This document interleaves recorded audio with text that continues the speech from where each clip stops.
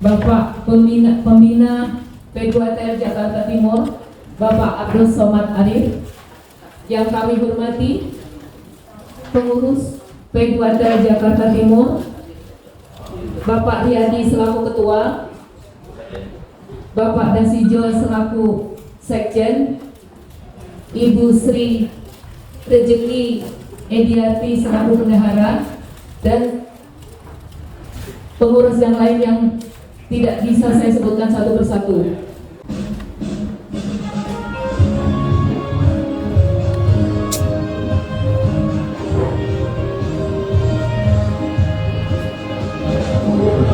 Sudah kami bilang kepada Telkom PT tercinta, bahwa semangat usaha tetap menyala, bermakanan persatuan. Kita syukuri kurnianya dengan berlayanan bisa sapa dan menangkan melihat hari depan dalam sejahtera. Tuhan bersama kita, jangan diam, ayo bergerak. Hidup adalah dinamika, berpadu dalam P2T, P2T, kreatif berimbaya, P2T, amal pada sesama, P2T, tradisi cita kita, menuju hidup sejahtera.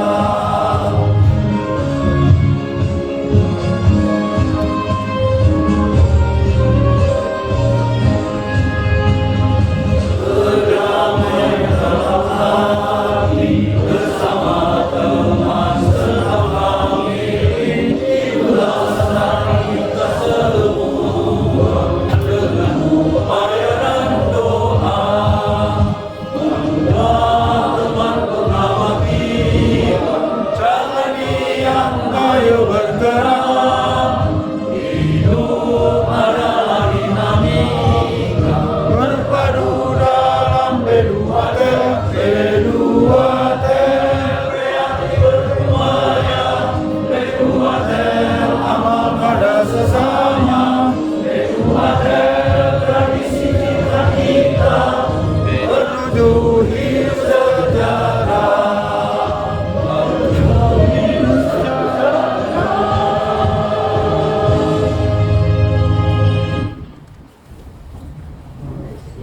Baik, bismillahirrahmanirrahim. Assalamualaikum warahmatullahi wabarakatuh. Alhamdulillah, Allahumma sholli ala Muhammad wa ala ali Muhammad. Yang saya cintai, saya banggakan rekan-rekan semua yang baru memasuki hidup yang baru gitu ya. Para PMT baru, khususnya yang tinggal di Jakarta Timur. Senang hari ini kita bisa ketemu. Yang saya hormati dan cintai Pak Riyadi, Pak Beni selaku Kepala Cabang dan Badan Pengawas P2TL Jakarta Timur, dan Bapak Ibu semua para pengurus. Saya sangat senang sekali hari ini diundang untuk ikut berbagi dengan rekan-rekan semua, khususnya yang rekan-rekan yang baru. Baik, kenapa saya sebut transformasi berikutnya? Kalau saya bagi, kita hidup itu gampangannya ya tiga sesi. Kita sudah mengalami dua sesi, bagiannya gampang, 25 tahun, 25 tahun, 25 tahun, udah kan? Ya, 25 tahun pertama kita belajar hidup masih dalam bimbingan orang tua. Kita juga masih di dalam tanggungan, kita nggak pikir uang dari mana, dapat support. Karena masih belajar dan mengenal hidup. Ini sampai kira-kira kita kuliah, lulus, menikah, baru tahun 1, tahun 2 menikah. Itu masih belajar, rekan-rekan Bapak Ibu sekalian, belajar itu. Mengalami perubahan yang sangat fundamental. Begitu kita menikah, benar ya? Sangat fundamental. Maka transformasi terjadi. Kita harus merubah diri. Kalau kita masih seperti anak-anak di sini, masih manja, masih tergantung orang tua, transformasinya nggak berhasil. merubah cara hidup, merubah cara berpikir, cara bekerja. Gitu. Berikutnya yang baru kita lalui ini 25 tahun kedua. Itulah isinya itu. Jadi Bapak rekan-rekan Bapak Ibu sekalian, kalau kita kemarin di sini kurang memanfaatkan, kurang bermanfaat buat orang lain, nggak usah sedih. Kita masih punya transformasi yang kedua. Tapi kalau kita sudah di sini membentuk keluarga kita, alhamdulillah semuanya baik, anak-anak sudah selesai, misalnya gitu ya. Kita jadi penanggung jawab, orang tua baik bapak maupun ibu dengan porsinya masing-masing. Manfaat, alhamdulillah sudah kita lalui, kita berikan banyak, gitu ya. Dengan keseimbangan hidup kita bekerja, waktu kita bagi. Kalau lagi penting bekerja ya bekerja, penting keluarga, penting agama. Ada waktu-waktunya, tidak harus sama, tapi kita punya prioritas, gitu ya. Pada saat umur di sini kita kontrak kerja sama perusahaan, sama Telkom. Kita tanda tangan, harus kerja sekian jam, nggak boleh terlambat, harus punya deliverable, gitu ya. Itu kontrak harus kita penuhi karena kita digaji. Kalau kita datangnya suka terlambat, kerjanya nggak punya deliverable, berarti kita digaji tapi tidak memberikan sesuatu. Berarti kurang bagus kita di sini. Mari bertransformasi. Dulu kita bagus kerjanya untuk Telkom. Setelah selesai itu, perubahan mendasar kita alami lagi, Bapak Ibu sekalian. Kita sudah tidak punya kontrak dengan sesuatu, dengan perusahaan. Tergantung kita habis ini. Kita punya 3 PR sama dengan istri. Dalam konteks keluarga kita apa tugasnya sisanya? Membangun, memasakkan generasi penerus kita. Jangan tinggalkan generasi yang lemah di belakang kita. Gitu ya, tinggal di Al-Quran. Kemudian waktunya sekarang lah memberi manfaat yang maksimum. Kalau kemarin kurang, sekarang waktunya. Jadi tadi saya katakan ada 6 keseimbangan kita itu. 1 itu karya, kita bekerja. Tadi udah kontrak, kita harus memenuhi, gitu ya. Kalau enggak kita berdosa. Nomor 2, kita punya masing-masing keyakinan agama kita. Itu juga perlu kontribusi kita, baik untuk kita sendiri maupun untuk orang lain. Kayak ketika keluarga, kita itu mencari nafkah, itu sama dengan orang berjuang di dalam Allah, sama dengan jihad, hukumnya lebih Islam. Jadi hal yang wajib kita lakukan. Keluarga, untuk keluarga ya, mencari nafkah untuk keluarga setara dengan jihad, gitu ya. Kemudian sosial, kehidupan sosial kita. Dan terakhir, jangan lupa diri sendiri. Kita harus menjaga kesehatan, kita harus selalu kondisi bahagia, kita harus punya positif thinking dan seterusnya. Nah ini perlu perubahan karena situasinya kita berubah kan. Saya ditanya waktu baru pensiun setahun dia, Pak Hasan, jadi bawa ditanya sama teman-teman yang mau pensiun, Pak Hasan, saya penasaran, menurut Bapak bedanya bekerja dan pensiun itu apa? Kalau Pak Benya apa?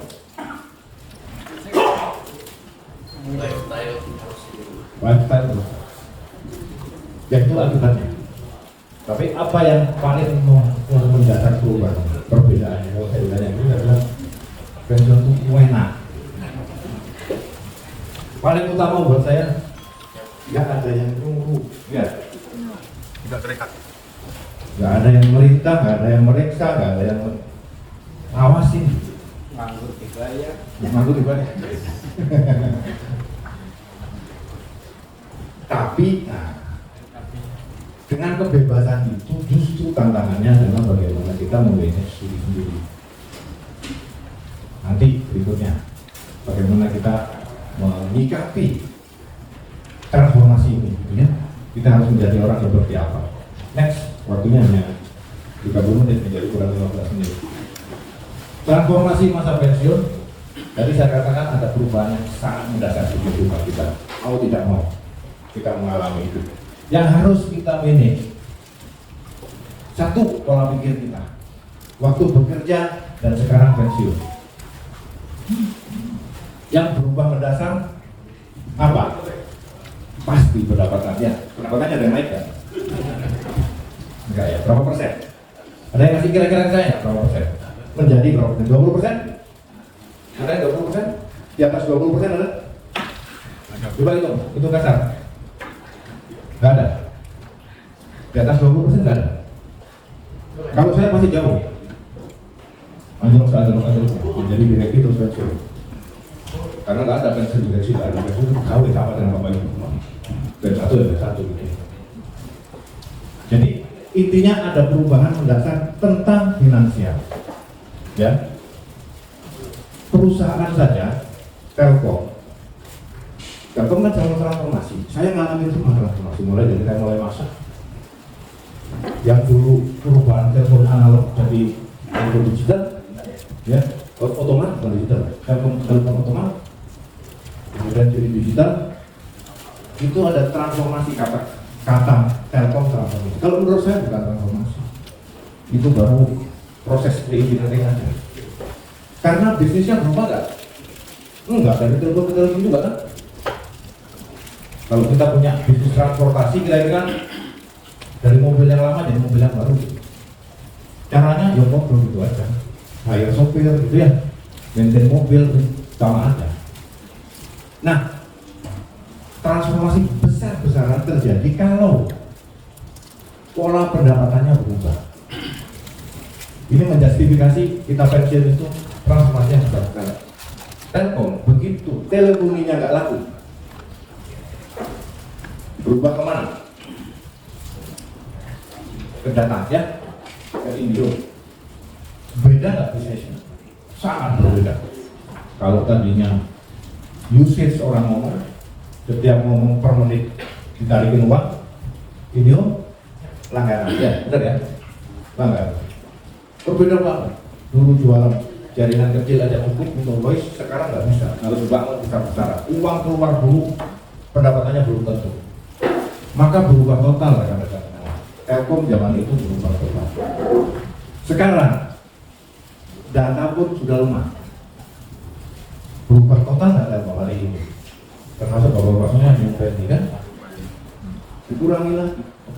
Udah nggak perlu banyak-banyak. Sangat berubah. Transformasinya besar-besaran, di brand dikurangi. Ya, betul ya. Bisnis utama Indigo kasih Telkomsel. Oh, itu perubahan luar biasa. Nah, kita sama pendapatan tinggal di bawah 20%. Kalau kita nggak berubah, Bapak Ibu, apa jadinya gitu? Ya, harus realistis, tapi tetap optimis dan selalu berpikiran positif. Kira-kira gitu.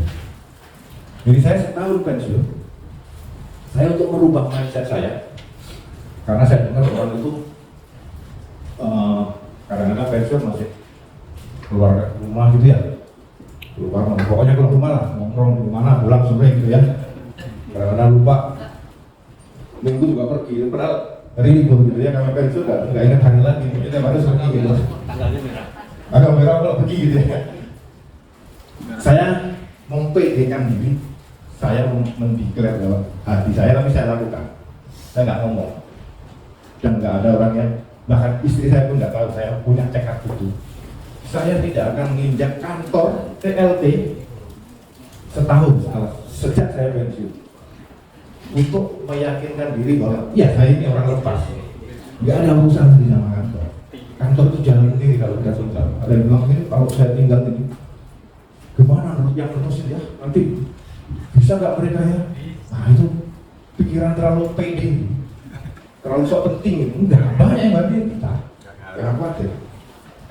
Biasanya sindroma insinyur begitu ya, kalau sudah bikin program di satu tempat, saya nggak bakal pindah, saya pasti ini karena tergantung saya. Saya ngilang itu rekan-rekan. Setahun saya tidak menginjak kantor sama sekali. Tidak ketemu teman-teman yang ada di kantor dan masih bekerja. Bahkan lebih dari setahun, karena setelah itu COVID, Ya, 2016 COVID, wis pas ya kantor. Saya nginjak kantor 2021 baru 28. Itu pun di itu tuh apa? Garden kan bawah. Vertikal garden. Karena vaksin COVID. Jadi karena itu vaksin di bawah. Intinya ini dia, ya kita harus realistis. Terus hubungannya dengan financial freedom apa? Tadi kita realistis. Teman-teman kita yang masih bekerja itu masih teman kita, tapi bukan teman kita sehari-hari. Mereka punya urusan. Jadi nggak usah kesel kalau kita nggak disapa sama mereka. Apalagi yang punya pangkat ya, yang manajer, ketemu teman terus gak direkan. Positif. Jangan berpikiran negatif. Karena kita sudah bukan temannya lagi, kita nggak bisa ngasih manfaat buat mereka. Manfaat kita ditunggu orang lain, bukan oleh mereka. Ya, financial freedom ini yang penting. Buat yang baik itu terutama ini. Jadi miliarder. Tapi alhamdulillah, terima kasih sudah ada di sini. Miliarder baru ini sudah mau datang alhamdulillah. Miliarder semua. Nah, saya sebut financial freedom itu artinya kita bebas secara finansial. Harus semua orang ini harus. Apa ini? Kata gantinya yang paling sederhana. Jangan lebih besar pasak dari tiang itu aja. Jadi kalau gajinya turun 20 jadi 20% ya kita harus melakukan yang sesuai dengan apa yang kita terima. Coba bikin list pengeluaran.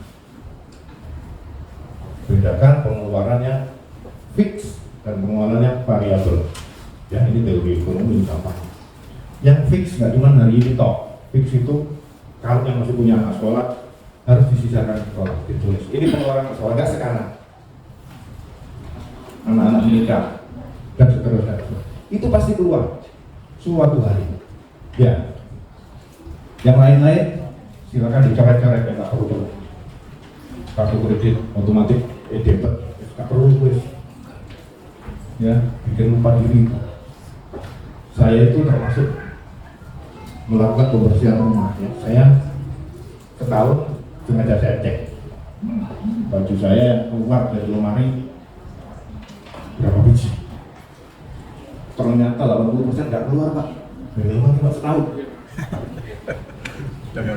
Yang dipakai kaos oblong itu ya. Baju koko, wes. Padahal baju kantor semua nggak baju batik. Setiap terus dapat baju batik saya. Terusnya Telkom setahun cuma sekali. Saya jadi komisaris sampai 15 anak perusahaan. Setiap terus dapat baju. Wes kosong. Tinggal 20% baju. Ya salah satu itu ya. Mobil. Ngitung pajak nih untuk pensiun. Walaupun miliar itu pajak ya. Nggak perlu lagi mobil bagus-bagus. Mobil saya itu Avanza sama hijau sekarang. Begitu kan sekarang ya. Kalau pernah pensiun langsung saya jual rumah itu. Yang saya perlukan ngantor sekarang nggak perlu lagi. Bisa kan? Sudah. Ini rumus nih supaya bisa financial freedom. Long term, nggak cuma hari ini. Ya. Tadi yang uang yang fixed cost yang tidak hari ini keluar itu bisa Bapak Ibu tiru dapat diamankan tapi menghasilkan. Yang syariah banyak syariah, sukuk syariah, ada yang berjangka panjang namanya apa ya? Sukuk untuk pembangunan JBS yang 10 tahun, 20 tahun ada. Karena nanti saudari keluar, sisanya baru tuh Bapak Ibu sekalian yang sudah dihitung semua, yang sisanya bolehlah kita mau usaha apa, tapi jangan dadakan dan jangan mendengarkan, jangan terlalu cepat percaya sama orang. Ya saya nggak tahu, mungkin banyak cerita nih, saya banyak sama bapaknya Baru Putih ini, teman-temannya yang akhirnya tidak berhasil berapa persen, jangan-jangan Jadi pesan saya harus long term financial freedom. Itu pola pikir, mengilhami semuanya nanti ke bawah. Pola karya, kadang-kadang kita pikir, saya masih muda, saya masih bisa berkarya. Ya. Tapi ada udang di balik batu. Sebenarnya nggak enak aja dikatakan orang, masih muda nggak kerja. Egonya yang keluar, gengsinya yang keluar, bekerja untuk sekarang mendengarkan orang lain, tidak usah. Ego dan omongan orang itu nggak ada untungnya buat kita. Jadi harus kapan ngegas, kapan ngerem, kapan berhenti harus tahu diri sendiri. Ya, berkarya itu ujungnya adalah memberi manfaat kepada yang lain, tidak harus bekerja. Berkarya bisa ternyata. Pokoknya jangan dasarkan kepada gengsi sama ego, udah itu aja. Karena tadi kita punya urutan pertama karya ya, kerja ya, karena kita punya kontrak. Setelah itu nggak ada kontrak. Silakan di reprioritizing lagi. Ada keluarga, ada agama, ada sosial, ya. Agama nih selama ini saya sering ngomong ini, tapi selalu relevan buat kita. Bekerja saya pulang jam 9 malam. Pagi saya jam 7 dari kantor. Sepanjang tahun. Direksi nggak usah absen kan, tapi saya jam 7 dari kantor. Karena tanggungnya jam habis subuh, mandi sudah selesai, sarapan di rumah. Ngapain lagi? Berangkat aja. Dan berangkat karena naik motor tuh jam 7 dari kantor. Pulang jam 9 malam. Sholat jamaah di masjid ya kadang-kadang gitu ya. Kemudian yang paling kerasa adalah itu ditanya, kalau baca surat di sholat, surat apa saja, harus dapat hafalannya itu waktu kapan? Coba sekarang dari diri sendiri nanya. Kita andalannya kuliah, ya itu kita awalin kapan Bapak Ibu sekalian? Waktu kerja, waktu anak-anak dan nggak naik kelas gitu. Ya, sekarang nggak ada alasan kalau sekarang nggak lakukan itu lagi, nggak ada alasan. Mau kerja udah nggak wajib, kita cari kerjaan. Enggak, kerja itu memang untuk keperluan. Kalau kita perluan kita masih sekolah, kita kerja. Kalau enggak, manfaatkan potensi kita untuk manfaat buat orang lain. Termasuk diri sendiri, perbaiki yang dulu kita nggak sempat gitu ya. Pak susah harus buat ngapal Al-Quran. Saya itu karena ibu saya tahun 2000 berapa tuh ya? 2017-an lah. Mulai, beliau lulusan pesantren, tapi belum pernah intensif menghafal Quran. Umur 70 beliau mulai menghafal dan sampai 6 juz. Umur 70. Masya Allah, ini saya tertantang. Saya harus bisa menerus ikut saya. Itu tekad saya. Dan umur 60, insya Allah masih bisa. Ya, jadi nggak ada alasan kata kita untuk menaruh keimanan agama kita di prioritas nomor 1 setelah pensiun. Gitu ya. Karya, laku, diri sendiri tadi dan keluarga, jaga kesehatan, selalu gembira. Kalau punya hobi, lakukan hobinya. Syukur hobinya bawa duit. Ya. Hobi motoran itu nggak mesti duit. Akangnya ketawa itu. Kemudian sih minum gitu ya, minumnya di masjid ya. Nah. Jadi di Toraja, di kantor aja. Numpang di kantor minumnya. Intinya kita harus menghindari sindromenya orang tua. 60 sudah masuk tua, nggak mau salah, ya, dan nggak mau kalah. Gus ngerti itu nggak bagus, tapi kadang-kadang nggak bisa dilawan itu diri sendiri. Lawan lah gitu ya, lawan nggak. Saya pernah naik motor dekat dengan ini, cerita lagi naik motor. Teman saya 75 tahun ya, masih naik motor, Pantura. Dia berhenti karena ada tasnya yang dikencingin, saya di belakang. Tak susul, saya berhenti di depan. Habis betulin tas, main ke kanan aja, ini pantulan. Ada 2 motor dari belakang, ketabrak dia.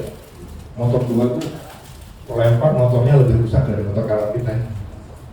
Orangnya juga luka, karantina nggak apa-apa, motornya nggak apa-apa, orangnya nggak apa-apa. Nah itulah di sini yang jadi masalah ini. Beliau itu udah kira-kira salah nggak beliau? Salah ya. Ke tengah nggak lihat belakang. Tapi apa katanya? Saya ditabrak sehingga saya ke pinggir kiri. Ngeyel. Orangnya itu tadinya terus terima ya. Saya menengahi, saya kasih udah Pak ya, betulin motor, kasih 500.000, mau ya? Gini mas. Si kakek itu 75 tahun dan ikut kakek ya. Mau semuanya gara-gara beliau nggak terima nih orang ini, karena tidak mau mengalah dan tidak mau salah. Tapi kan nanti jangan saya 75 tahun juga bisa. Yang kemudian sosial rekan-rekan semua tadi saya katakan kita ini harus bisa memberikan manfaat sebanyak-banyaknya kepada orang lain. Potensi kita banyak, nggak cuma uang, tenaga, pikiran, bahkan nulis aja, taruh di Facebook, taruh di IG, sharing pengetahuan. Punya kemampuan mengorganisasi, ayo kita bikin event sosial dan seterusnya. Kemudian keduanya, ini adalah sarana kita untuk bersosial. Banyak pilihan ya, ada organisasi lain seperti keduanya. Tapi yang normal dan tertua ini, dan ini yang paling banyak anggotanya. Jadi ikut P2Tel, motivasinya apa? Semua orang tua itu pengen ngumpul, pengen kawan. Kita di rumah, apa istilahnya bersama, pengrumah di rumah sendiri, jangan sampai begitu. Kawan Anda banyak, setiap hari Sabtu ada senam di sini, ya ketemu yang lain. Pak, perlu ini dipotong uang masuk P2Tel. Nah itu termasuk manfaat, karena uang itu sebagian untuk operasional P2Tel yang ngurusin kita juga sama kawan-kawan kita, sebagian untuk dana sosial. Ada program bedah rumah, ada program sosial-sosial yang lain. Jadi uang yang dipotong itu semuanya sebetulnya adalah manfaat diberikan untuk orang lain. Motivasinya manfaat saja, supaya ini jadi pahala. Kalau kita nggak rela ya udah dipotong, nggak ada pahala, ngerasa nih dosa malah gitu ya. Kalau kita ikhlas itu jadi pahala, jadi kebaikan kembali dari kita gitu. Semakin bersyukur kita semakin ditambah hebatnya gitu ya. Kemudian terakhir spiritual, menurut lagi naik kelas kita harus nih. Waktunya udah banyak, ada alasan lagi. Dalam konteks kita beriman, dalam konteks kita melakukan prinsip-prinsip agama kita, konteksnya agama Islam, dia rukun Islam. Rukun Islam itu adalah simbol-simbol saja ya, bukan berarti melakukan rukun Islam sudah selesai Islam Anda, enggak. Baru simbol itu. Zakat itu simbol untuk kita infakkan sebagian dari nafkah kita, cuma 2,5%. Kalau itu dianggap final, pelit banget kita ini 2,5%. Itu simbol. Berapa sodakonya? Astagfirullah, tidak terbatas sama sodako. Sebagai pelaksanaan daripada simbol zakat itu. Sholat itu simbol. Bukan sholat selesai kita sudah selesai kewajiban. Enggak. Sholat itu simbol kita berserah diri, kita kembali kepada yang menciptakan kita berdoa kepada Allah SWT. Simbol. Kalau orang agama lain mungkin meditasi, ya? Simbol saja. Hasilnya untuk kita, bukan untuk Allah. Kalau tahu ibadah haji baru selesai, ya? Kalau tahu ciri-ciri haji yang mabrur, apa ciri-ciri haji mabrur? Imannya kuat, sholatnya tepat waktu, itu enggak. Haji adalah rukun iman yang terakhir, rukun Islam terakhir ya. Dan 5 yang paling berat, yang paling perlu resource, kesehatan, uang, waktu, luar biasa usaha. Sholat enteng enggak modal, dari mentarung sama baju kotor, sholat bisa ya. Puasa sama enggak pakai modal. Tapi haji, zakat modal sedikit. Itu simbol. Haji, simbolnya aja udah banyak. Ratusan juta gitu. Cirinya apa hajinya diterima? Ada yang tahu? Cirinya haji mabrur. Satu, menebarkan kedamaian. Levelnya sudah di sini rekan-rekan. Karena iman sama Islamnya sudah lurus jalurnya orang haji.